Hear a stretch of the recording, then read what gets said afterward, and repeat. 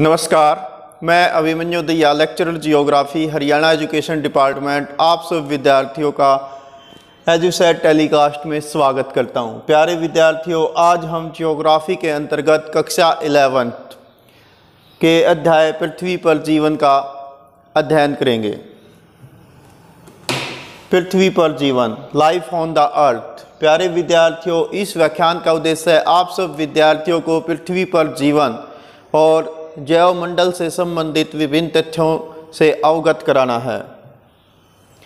जैव मंडल, biosphere. Biosphere दो शब्दों से मिलकर बना है, बायो और स्फीयर, यानी जैव मंडल। पृथ्वी पर पाए जाने वाले सभी पेड़ पौधे, प्राणी और उनके चारों ओर के पर्यावरण के आपसी संबंध को बायोस्फीयर कहते हैं। जैव मंडल की सर्वप्रथम संकल्पना आज से लगभग 100 वर्ष पूर्व ऑस्ट्रेलिया के विद्वान जो भूवैज्ञानिक रहे हैं, एडवर्ड स्वेस, उन्होंने इस संकल्पना का शुरुआत की थी। ये आप तस्वीर देख पा रहे हैं, ये है एडवर्ड स्वेस, ऑस्ट्रेलियाई भूवैज्ञानिक। जैव मंडल वास्तव में यानी बायोस्फीयर जो है, पृथ्वी पर एक ऐसी पतली सी लेयर होती है जो स्थल मंडल, जल मंडल और वायुमंडल का सम्मिलित रूप होता है। जहाँ जहाँ पर पृथ्वी पर जीवन है वो सब हिस्सा बायोस्फीयर कहलाता है। पृथ्वी पर बायोस्फीयर जो है समुद्र की तली से यानी वाटर लेवल से 11,034 मीटर गहराई तक यानी मैरियाना गर्त तक, वायुमंडल में लगभग 10,000 मीटर की ऊंचाई तक और सतह के नीचे यानी जमीन के अंदर लगभग 300 मीटर की गहराई तक जीवन मौजूद है। अभी वैज्ञानिकों ने इन सब हिस्सों में जीवन की खोज की है, यानी यहाँ पर बायोस्फीयर पृथ्वी पर उपलब्ध है। जैवमंडल का विकास जो है करोड़ों लाखों वर्षों में हुआ है। सामान्य रूप से पृथ्वी पर दो प्रकार के बायोस्फीयर्स मिलते हैं। एक होता है वनस्पति जगत यानी फ्लोरा, दूसरा होता है प्राणी जगत यानी फना। वनस्पति जगत के अंदर सभी प्रकार के पेड़ पौधे शामिल होते हैं, जबकि प्राणी जगत के अंदर सभी प्रकार के जीव जंतु तथा स्वयं मनुष्य इस सब में शामिल है। जैवमंडल का विकास एक कोशीय विषाणु से हुआ था और सबसे बड़े जीव, पृथ्वी पर पाए जाने वाले सबसे बड़े जीव व्हेल तक का इतिहास इसके अंतर्गत रहा है। लघु एवं क्षुद्र पादपों से लेकर बड़े बड़े वृक्षों तक करीब 50 लाख से 10 करोड़ जातियों का पृथ्वी पर आज तक जीवित होने का अनुमान लगाया गया है। अब तक इनमें से लगभग 15 से 17.5 लाख जीवों का ही नामकरण वैज्ञानिक कर पाए हैं। स्वयं मनुष्य भी होमोस्पीशियस प्रजाति का जीव है। समय के साथ साथ हमारा उद्विकास हुआ और हम जो है अपने आप को विकसित कर पाए।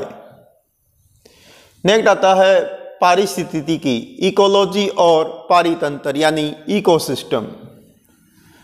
पारिस्थितिकी जीवों और पर्यावरण के पारस्परिक संबंधों का विज्ञान होता है। भौतिक पर्यावरण और जीवों के बीच घटित होने वाली विभिन्न प्रकार की घटनाओं का पारिस्थितिकी के अंतर्गत यानी इकोलॉजी के अंतर्गत हम अध्ययन करते हैं। इकोलॉजी ग्रीक भाषा यानी यूनानी भाषा के दो शब्दों ओकियोस और लोगोस से मिलकर बना है। ओकियोस का मतलब होता है निवास और लोगोस का मतलब होता है अध्ययन करना। यानी इकोलॉजी के अंतर्गत हम किसी स्थान विशेष पर रहने वाले पेड़ पौधों, मनुष्य, जीव जंतुओं और उसके पर्यावरण की दशाओं के साथ साथ उन सब का अध्ययन करते हैं। पारिस्थितिकी कहलाता है। पारिस्थितिकी जो शब्द है यानी इकोलॉजी जो शब्द है, इसका सबसे पहली बार प्रयोग 1896 के अंदर अर्नेस्ट हैकल नाम के विद्वान ने किया था। ये हैं श्री अर्नेस्ट हैकल। जबकि इकोलॉजी शब्द का जो हमारे लिए देन है वो 1868 में रिटर ने इसको अध्ययन के रूप में दिया। ये है मिस्टर रिटर। नेक्स्ट आता है पारितंत्र, इकोसिस्टम। पारितंत्र क्या होता है? किसी क्षेत्र विशेष में पर्यावरण और वहाँ पर पाए जाने वाले जीव जंतुओं के जो अंतर संबंध हैं, आपस में क्या उनका कोरिलेशन है, वो पारितंत्र या इकोसिस्टम कहलाता है। पारितंत्र छोटा या बड़ा हो सकता है। उदाहरण के लिए ये एक गांव का छोटा सा तालाब भी हो सकता है, जबकि ये अमेज़न जैसे बहुत बड़े वर्षा वन भी हो सकते हैं। एक महासागर या पूरा का पूरा संसार भी स्वयं एक पारितंत्र है। तो कहने का भाव ये है कि इकोसिस्टम जो है वो बहुत छोटे से छोटा या बहुत बड़े से बड़ा या समस्त पृथ्वी भी स्वयं एक इकोसिस्टम है। पारितंत्र शब्द का पहली बार प्रयोग 1935 में A.G. टेंसले ने किया था। नेक्स्ट आता है पारितंत्र के प्रकार, टाइप्स ऑफ इकोसिस्टम। इकोसिस्टम यानी पर्यावास के अनुसार, हैबिटेट के अनुसार हम इकोसिस्टम को दो कैटेगरी में क्लासिफाई कर सकते हैं। First one is terrestrial ecosystem, स्थलीय पारितंत्र। दूसरा होता है एक्वाटिक इकोसिस्टम यानी जलीय पारितंत्र। स्थलीय पारितंत्र को हम आगे और सब कैटेगरीज में बांट सकते हैं, जिसको हम जीवोम कहते हैं। जीवोम वास्तव में पौधों और प्राणियों का एक समुदाय होता है जो एक बड़े भौगोलिक क्षेत्र में पाया जाता है। विभिन्न जीवोम की रचना जो है जलवायु, धरातल या रिलीफ या ऊंचावच, वहाँ की मिट्टी और वहाँ के जीव मिलकर करते हैं। विश्व के अंदर जो प्रमुख स्थलीय पारितंत्र है उनमें वन क्षेत्र, ग्रासलैंड्स, इसके अलावा डेजर्ट, इसके अलावा जो टुंड्रा प्रदेश है यानी आर्कटिक और अंटार्कटिक क्षेत्र हैं, ये सब स्थलीय पारितंत्र के कुछ उदाहरण हैं। जलीय पारितंत्र को भी हम दो भागों में कैटेगराइज कर सकते हैं। फर्स्ट वन समुद्री पारितंत्र यानी जो ओशन इकोसिस्टम है वो। सेकंड वन होता है फ्रेश वाटर इकोसिस्टम, ताजे जल के पारितंत्र। समुद्री पारितंत्र में महासागरीय क्षेत्र, इसके अलावा तटीय प्रदेश, ज्वार नदमुख यानी एस्चुरी, इसके अलावा परवाल भीतियाँ यानी कोरल रीफ, ये सब जो है समुद्री पारितंत्र का हिस्सा है। ताजे जल के पारितंत्रों में झील, तालाब, कच्छ यानी दलदली क्षेत्र, ये सब शामिल होते हैं। पारितंत्र के प्रमुख घटक, एलिमेंट ऑफ इकोसिस्टम। पारितंत्र के दो प्रमुख घटक होते हैं, जैविक घटक और अजैविक घटक, बायोटिक और अबायोटिक। जैविक घटकों के अंदर पेड़ पौधे, जीव जंतु, सूक्ष्म जीव तथा उनके मृत अंग शामिल होते हैं।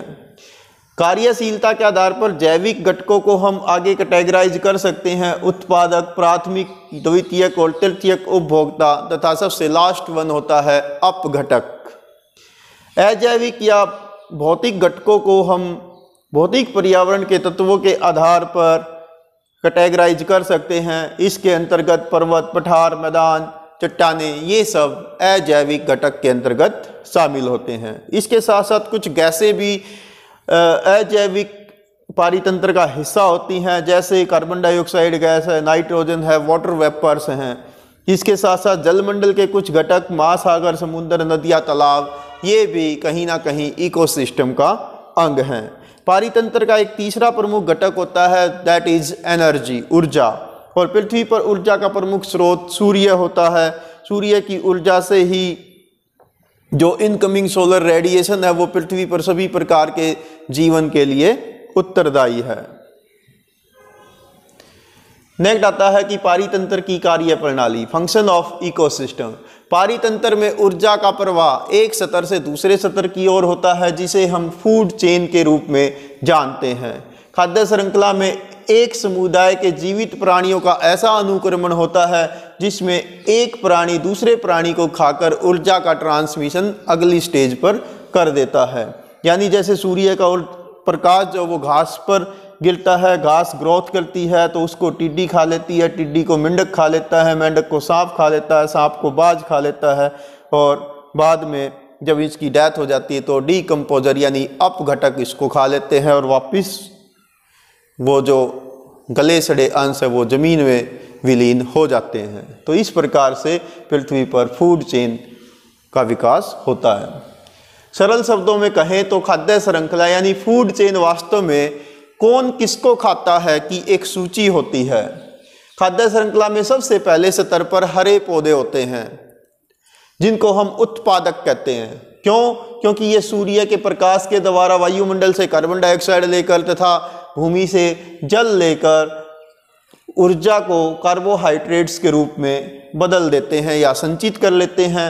इस ऊर्जा रूपांतरण की प्रक्रिया को हम प्रकाश संश्लेषण या फोटोसिंथेसिस कहते हैं। पौधों को स्वपोषी कहा जाता है।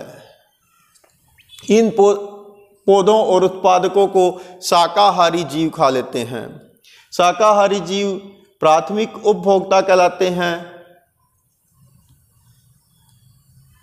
जैसे कि चूहे, भेड़, बकरियां, गायें, भैंस, ये सब।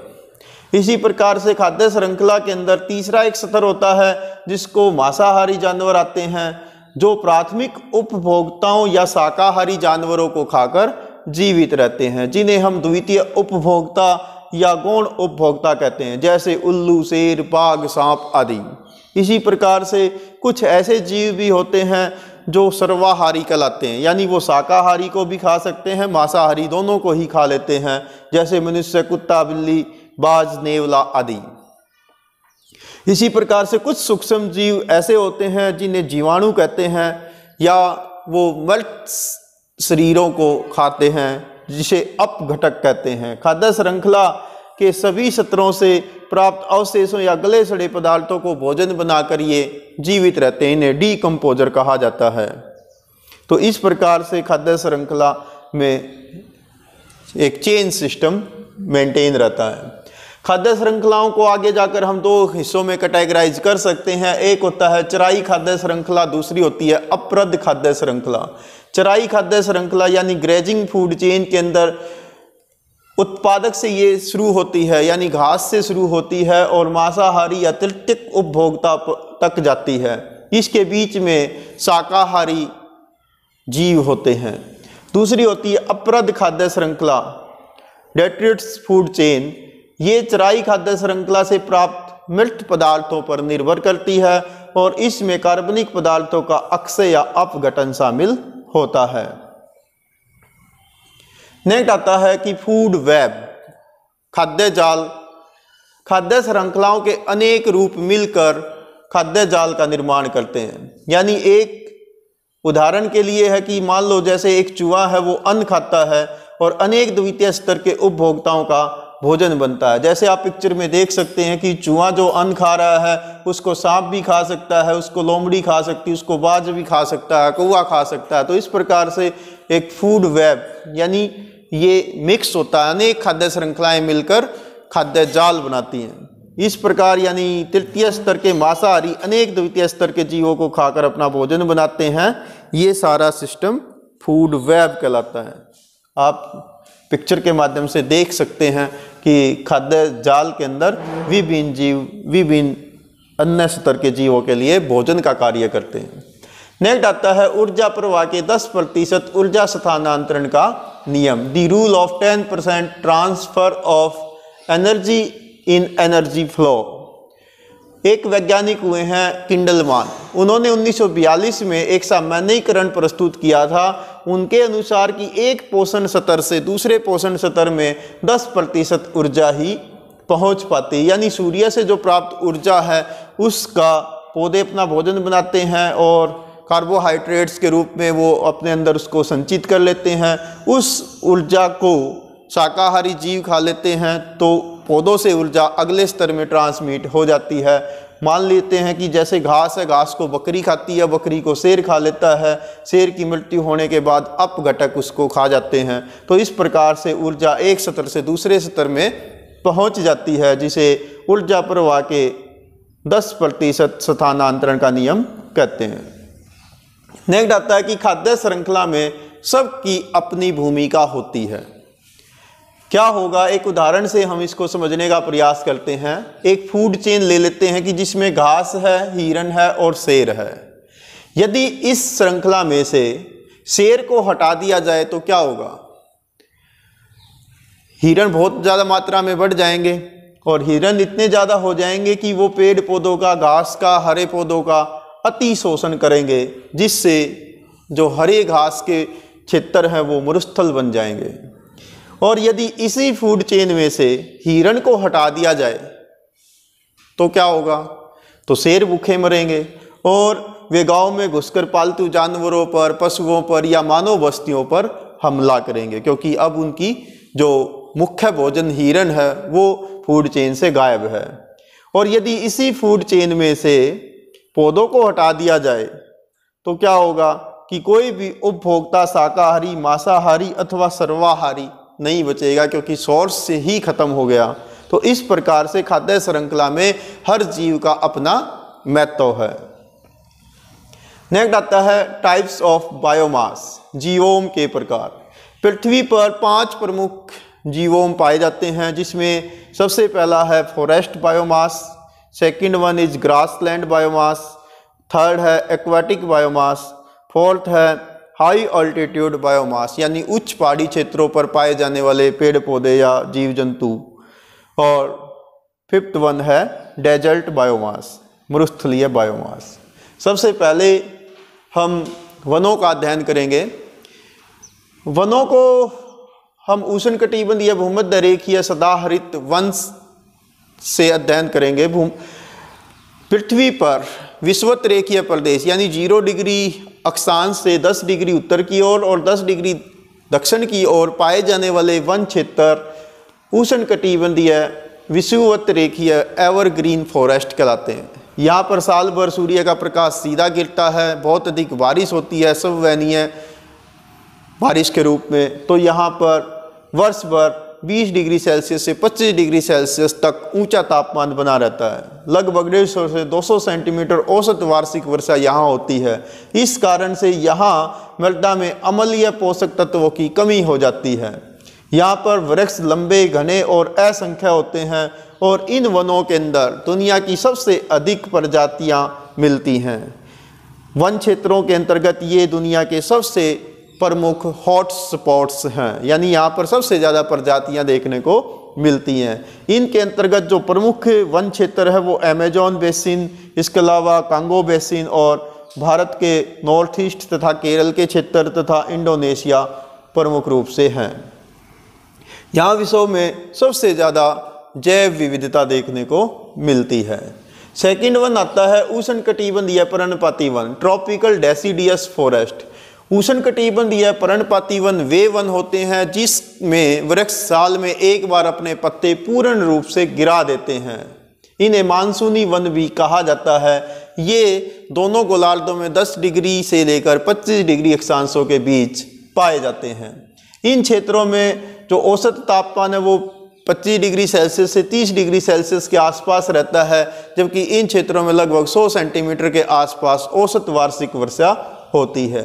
यहाँ की मिट्टी पोषक तत्वों से समृद्ध होती है, लेकिन यहाँ के वनों में वृक्ष कम घने होते हैं, यानी सघनता कम होती है और उनकी ऊंचाई भी मध्यम स्तर की होती है। इन वनों में भी जीव जंतुओं की विविधता देखने को मिलती है। यहाँ पर पाए जाने वाले प्रमुख वनों में शीशम, पॉपुलर, नीम, सहतूत ये सब हैं जो साल में एक बार अपने पत्ते पूर्ण रूप से गिरा देते हैं। थर्ड वन है शीतोष्ण कटिबंधीय वन यानी टेम्परेट फॉरेस्ट। इनके अंतर्गत उत्तर पूर्वी जो उत्तरी अमेरिका है उसके पूर्वी भाग और उत्तर पूर्वी एशिया तथा पश्चिमी यूरोप ये सब क्षेत्र इसमें मुख्य रूप से शामिल है। मिड लैटिट्यूड में आप ये देख पा रहे हैं, इन सब में ये वन पाए जाते हैं। यहाँ पर औसत तापमान 20 डिग्री से 30 डिग्री सेल्सियस के बीच में रहता है तथा यहाँ पर इन क्षेत्रों के अंदर 75 से लेकर 150 सेंटीमीटर औसत वार्षिक वर्षा होती है।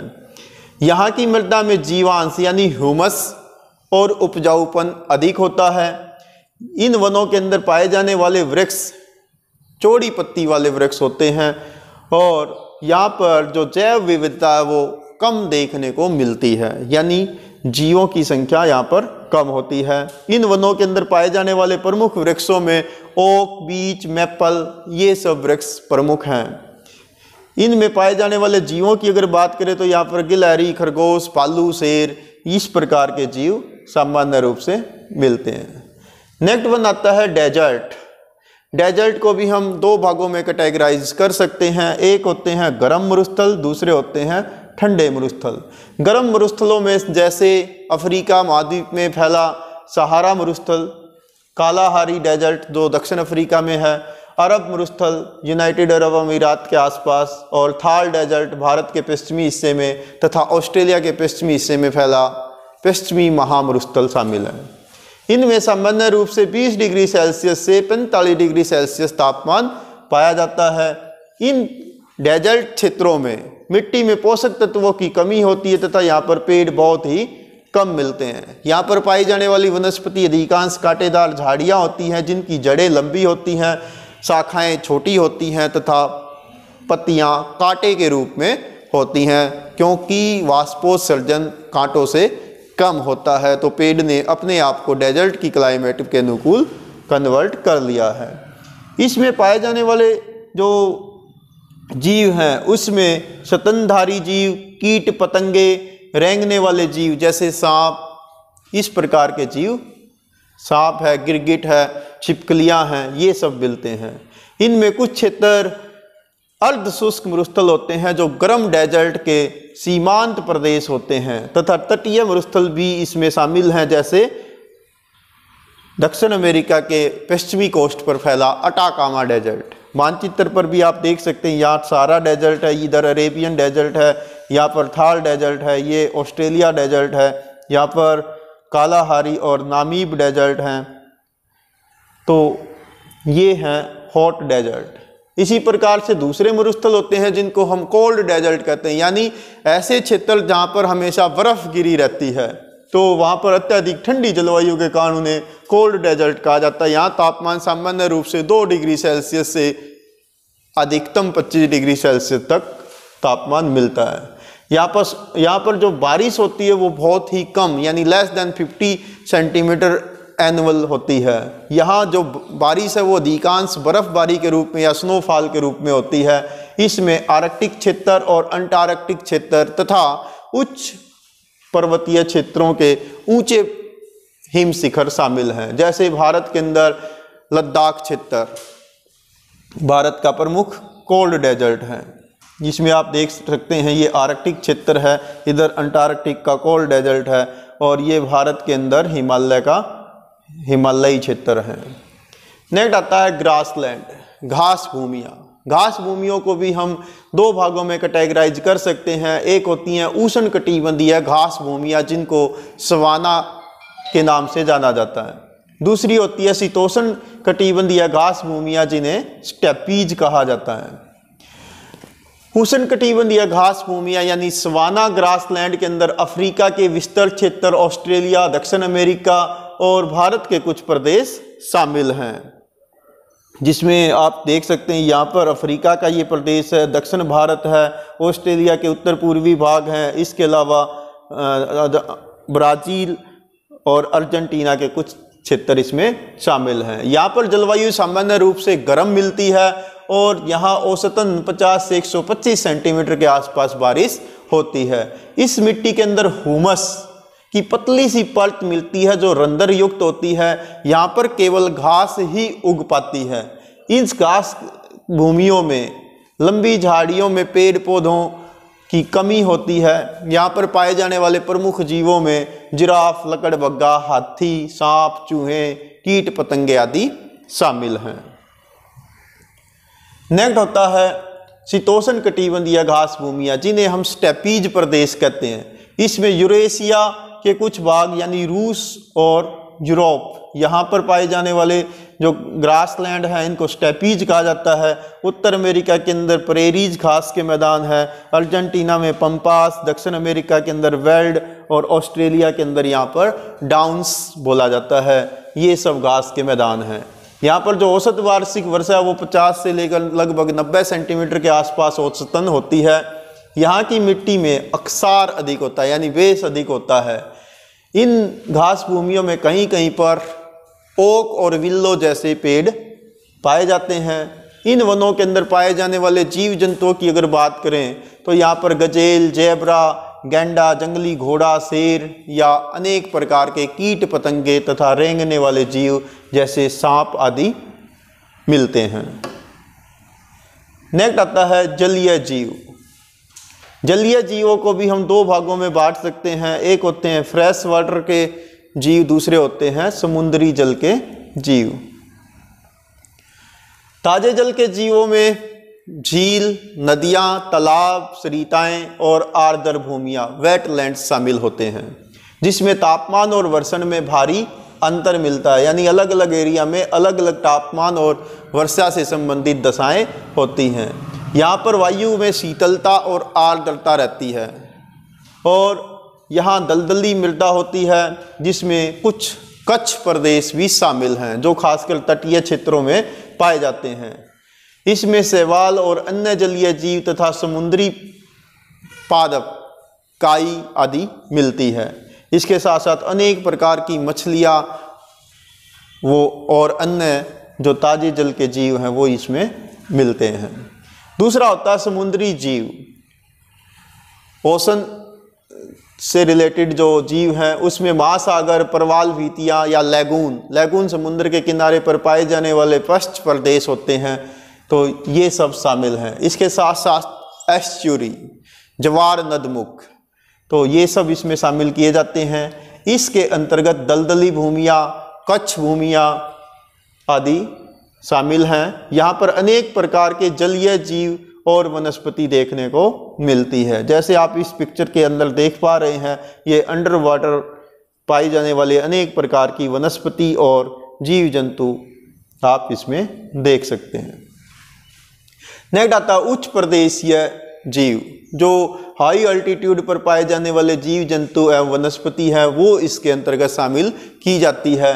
इसके अंतर्गत हिमालय, जैसे भारत में हिमालय है, इसके अलावा उत्तर अमेरिका में रॉकीज, दक्षिण अमेरिका में एंडीज जैसे जो उच्च बलित पर्वत हैं, इनकी ऊंची चोटियों पर जहां तापमान और वर्षण में काफ़ी भिन्नता मिलती है, जहां मोस्टली स्नोफॉल होता रहता है, तो इन क्षेत्रों के अंदर ढलानों पर अनेक प्रकार की काई या कुछ वनस्पति देखने को मिलती है। यहाँ पर बर्फीले क्षेत्र के जीव जंतु जैसे पोलर बियर या हिम तेंदुआ आदि देखने को मिलते हैं। यहाँ पर ढलानों पर पर्णपाती वन से लेकर टुंड्रा प्रकार की वनस्पति मिलती है। यानी जैसे जैसे हम पहाड़ की ऊंचाई पर जाते हैं तो वनस्पति का स्वरूप इन क्षेत्रों में चेंज होता जाता है।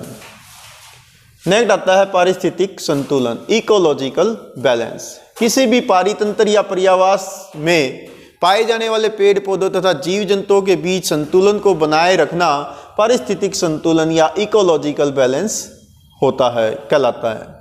समय के साथ साथ जो मनुष्य की गतिविधियां रही हैं, जैसे औद्योगिक विकास, कृषि का विकास, शहरीकरण, इन सब के कारण से मनुष्य ने वन क्षेत्रों को काट कर कृषि क्षेत्रों में कन्वर्ट कर दिया। बहुत सारे स्थानों पर शहरों का विकास किया, रेलों का विकास किया, मानवीय बस्तियों का विकास किया। इससे क्या होता है कि जो जंगली जानवर हैं उनके नेचुरल पर्यावास जो जंगल होते हैं वो कम होते चले गए।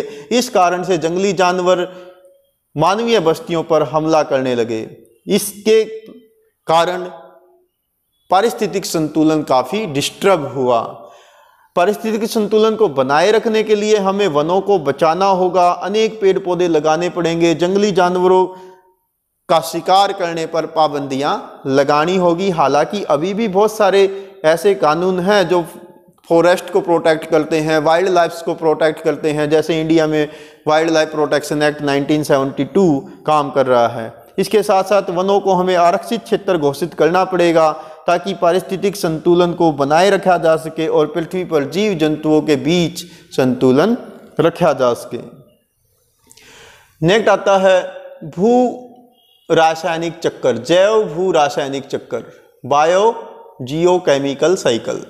पारितंत्र में अजैव तत्वों का जैव तत्वों में बदलना और जैव तत्वों का पुनः अजैव तत्वों में बदलना जैव भू रासायनिक चक्कर कहलाता है। इसके अंतर्गत क्या होता है कि पेड़ पौधे उगने के लिए अनेक प्रकार के अजैव तत्वों की जरूरत पड़ती है, जैसे carbon dioxide, hydrogen, oxygen, nitrogen, लोहा, गंधक, फास्फोरस, मैग्नीज, इस प्रकार के अनेक तत्व जो हैं पेड़ पौधे को ग्रोथ करने के लिए जरूरी हैं। साथ ही साथ सूर्य का प्रकाश संश्लेषण के माध्यम से पौधे वायुमंडल से नाइट्रोजन और कार्बन डाइऑक्साइड को लेते हैं, भूमि से जल को ग्रहण करते हैं और वे ऊर्जा को अपनी जड़ों में या ऊर्जा को संचित करते हैं कार्बोहाइड्रेट्स के रूप में, या जड़ों में नाइट्रोजन के रूप में उसको संचित कर लेते हैं।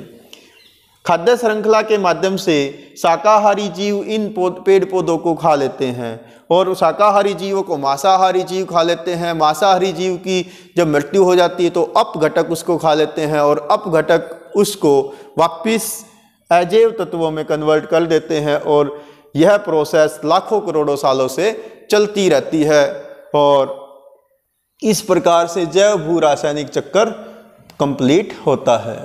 नेक्स्ट आता है जलीय चक्कर। समस्त सौरमंडल में पृथ्वी ही एक ऐसा ग्रह है जिस पर जीवन है और पृथ्वी के समस्त आयतन का लगभग 71% भाग जल है, 29% हिस्सा लिथोस्फीयर या स्थल मंडल है।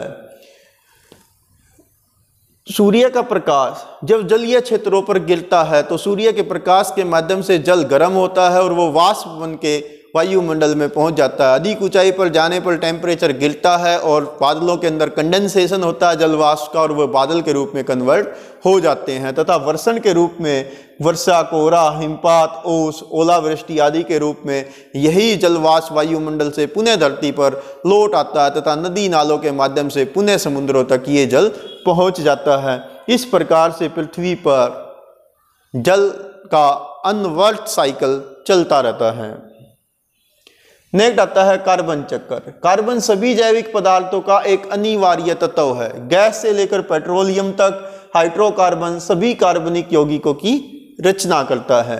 कार्बन 3 प्रमुख ग्रीन हाउस गैसों जैसे कार्बन डाइऑक्साइड यानी CO2, मीथेन CH4 और क्लोरोफ्लोरोकार्बन CFC के रूप में पाया जाता है।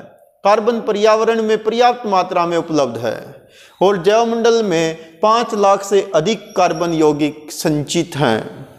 कार्बन चक्र वास्तव में कार्बन डाइऑक्साइड का रूप परिवर्तन है। जीव जगत में कार्बन डाइऑक्साइड पौधे द्वारा प्रकाश संश्लेषण की प्रक्रिया के माध्यम से प्रवेश करता है और इस प्रक्रिया में यह कार्बोहाइड्रेट और ग्लूकोज में कन्वर्ट हो जाता है। इस प्रक्रिया के दौरान ऑक्सीजन बनती है जो पेड़ पौधों की पत्तियों से मुक्त होकर वायुमंडल में चली जाती है। अनेक शाकाहारी जीव जैसे भेड़, बकरियां आदि पौधों को खा लेते हैं और कार्बन डाइऑक्साइड की कुछ मात्रा श्वसन के द्वारा हमारे शरीर के अंदर जाती है और कुछ मात्रा जब हम श्वसन को छोड़ते हैं तो कार्बन डाइऑक्साइड को बाहर छोड़ते हैं, यानी श्वसन के द्वारा ऑक्सीजन इनहेल करते हैं और कार्बन डाइऑक्साइड को छोड़ते हैं और कुछ मात्रा जो औद्योगिक क्रांति है यानी अंतर्दहन इंजनों के या जीवाश्म ईंधनों के जलने से वायुमंडल में जाती रहती है। जैसे कोयले के जलाने से, पेट्रोल, डीजल, प्राकृतिक गैस यानी LPG के जलाने से, जैव ईंधनों के दोहन से वायुमंडल में कार्बन डाइऑक्साइड जाती रहती है। इस प्रकार से पृथ्वी पर कार्बन डाइऑक्साइड का सर्कल बना रहता है। नेक्स्ट आता है ऑक्सीजन साइकिल। पृथ्वी पर जीवन की उत्पत्ति का मूल कारण ऑक्सीजन गैस है, क्योंकि पृथ्वी पर रहने वाले सभी जीव जंतु ऑक्सीजन को ही इनहेल करते हैं और वो जीवित रहते हैं। ऑक्सीजन सांसों के रूप में इनहेल होती है और कार्बन डाइऑक्साइड के रूप में वायुमंडल में कन्वर्ट होती रहती है या मिलती रहती है। कार्बन डाइऑक्साइड गैस को पेड़ पौधे ग्रहण करते हैं और प्रकाश संश्लेषण के माध्यम से वो अपना भोजन बनाते हैं तथा अपनी जड़ों में वो इसको अवशोषित करते रहते हैं। कुछ पत्तियों को अन्य शाकाहारी जीव खा लेते हैं और फिर वही आगे प्रोसेस कन्वर्ट होती रहती है। प्रकाश संश्लेषण की प्रक्रिया से पौधे जो हैं कार्बन डाइऑक्साइड को ऑक्सीजन में बदलते हैं। ऑक्सीजन जीव जंतुओं की प्रक्रिया में इनहेल हो जाती है और कार्बन डाइऑक्साइड वातावरण में एक्सहेल हो जाती है। इस प्रकार से ऑक्सीजन का पुनर्चक्रण वायुमंडल के अंदर या पृथ्वी पर होता रहता है और इसका पूरा सर्कल समाप्त होने में लगभग 2000 वर्ष लग जाते हैं। नेक्स्ट आता है नाइट्रोजन चक्कर। पृथ्वी के वर्तमान वायुमंडल में 78% गैस नाइट्रोजन है। दूसरी प्रमुख गैस जो 21% है वो ऑक्सीजन है। अधिकांश पौधे और जीव वायुमंडल की स्वतंत्र नाइट्रोजन का प्रत्यक्ष रूप से उपभोग नहीं करते हैं। नाइट्रोजन यौगिकों के रूप में परिवर्तित होकर पेड़ पौधों और प्राणियों में मिलती है। कुछ खास प्रकार के जीव जैसे मृदा के अंदर पाए जाने वाले जीवाणु और ब्लू ग्रीन एल्गी ही ऐसे जीव हैं जो प्रत्यक्ष रूप से नाइट्रोजन को ग्रहण करते हैं। आमतौर पर नाइट्रोजन यौगिकों के रूप में उपयोग की जाती है। आपने बादलों को कड़कते और चमकते देखा होगा। इसके अलावा कॉस्मिक रेडिएशन द्वारा भी नाइट्रोजन का यौगीकरण होता है, यानी बादलों की चमक के बीच में भी कहीं ना कहीं नाइट्रोजन की महत्वपूर्ण भूमिका होती है। अनेक फलीदार पौधे ऐसे होते हैं जो वायुमंडल से नाइट्रोजन को एब्जॉर्ब करते हैं और अपनी जड़ों के अंदर उसको समाहित कर देते हैं। नाइट्रोजन का रूपांतरण जटिल कार्बनिक यौगिकों के रूप में होता रहता है और पौधों को खाने से नाइट्रोजन का कुछ अंश शाकाहारी जीव जंतुओं के अंदर भी पहुंच जाता है। प्यारे विद्यार्थियों, अब इस व्याख्यान के आधार पर आपके लिए कुछ गृह कार्य है।